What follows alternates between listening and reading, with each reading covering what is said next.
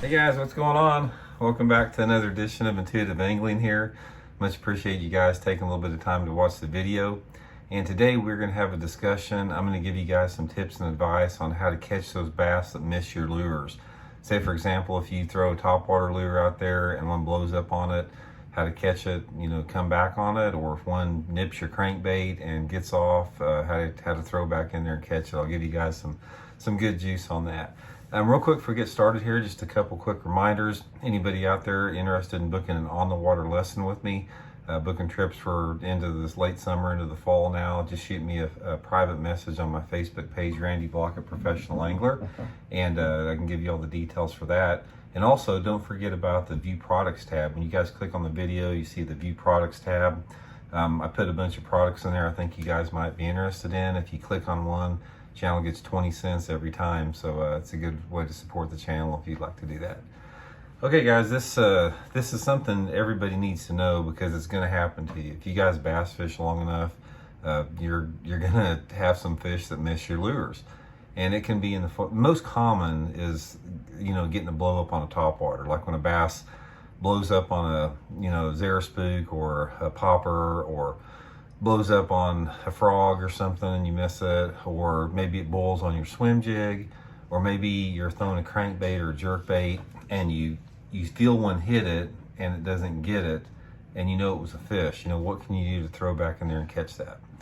First thing you have to understand, a lot of this has to do with the personality and the mood of the fish, because if the fish are not in the right mood and the right personality, there's nothing you can do to come back on them. They just will not bite. So you can't, it's not like something that you're not going to catch every single one of them. You can maximize the ones, and you can trick some of them in that normally wouldn't do it with some tricks I'm going to go over with. But I think the first thing you need to remember is a percentage of the bass, and really a pretty high percentage of them, you simply can't get them to bite once they blow up on it and miss it. Because what happens a lot of times is when a bass blows up or misses a bait, they educate themselves real quick and they learn from it and they won't come back on it. So that's the first thing about it. Second thing about it is the technique that you're using, whether the bait is a surface bait or a subsurface bait. Now, a lot of times, you'll get a bite on a jig or something like that, or a worm.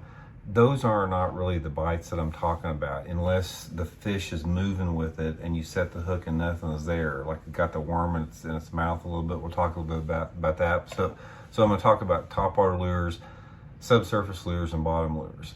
When you're talking about topwater lures, like any type of buzzbait, frog, anything like that, these are the highest percentage lures that you can get a comeback strike on.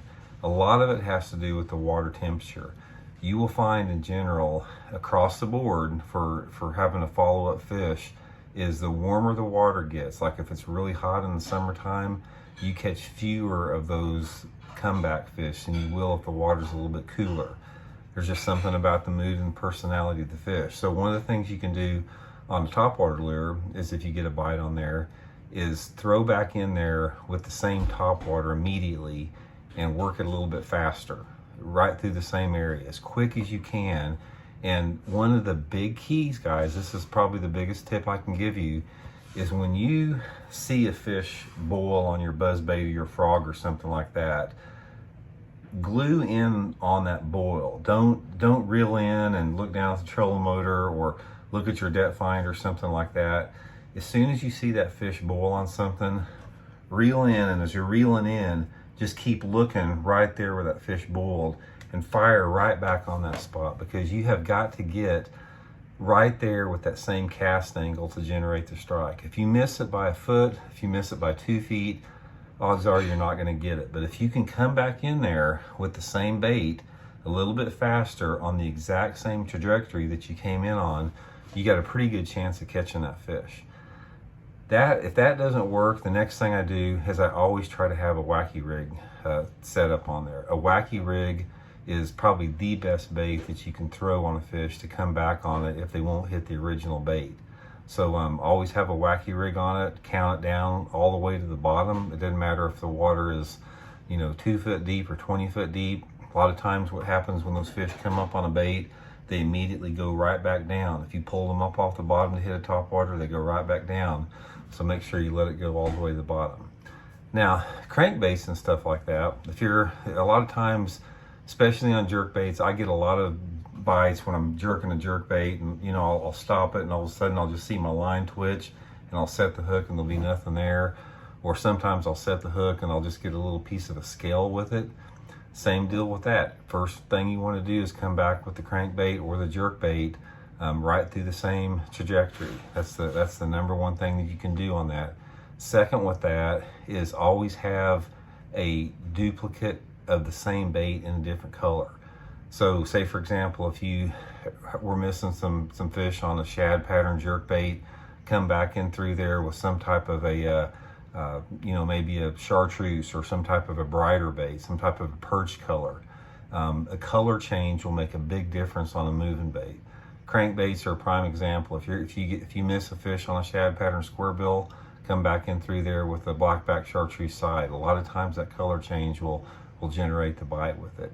Now that's for the subsurface. Now for the bottom baits like the jigs, you know, Texas or shaky heads, all that type of stuff, you'll get a lot of fish that, you know, they don't necessarily hit the bait and miss it, but they'll hit the bait, pick it up a little bit, you know, blow it out or whatever. Sometimes they blow it out.